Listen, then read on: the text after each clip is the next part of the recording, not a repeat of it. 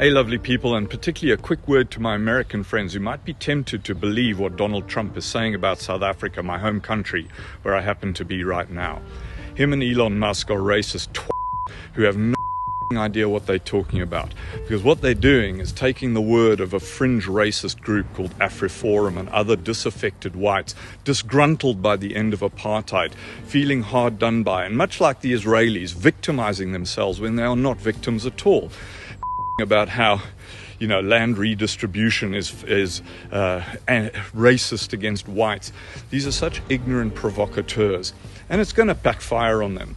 South Africans' majority, the black majority, and it's a multiracial, multi-tribal society now, only own a tiny proportion of the land versus the size of their population.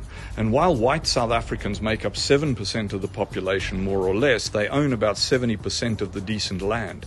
And so the redistribution of land is to address past inequities, and the vast majority of South Africans agree and understand why that's happening and that it's a good thing. It's also under a very strict mechanism. Now, not everyone agrees, of course, with the mechanism, but the principle is what racists like Musk and Trump are railing against here on behalf of a bunch of who equate equality with oppression, because for so many years, decades and decades of the apartheid era, they were the oppressor. And as we know, whenever the oppressor looks at something like equality, it suddenly becomes oppression of him.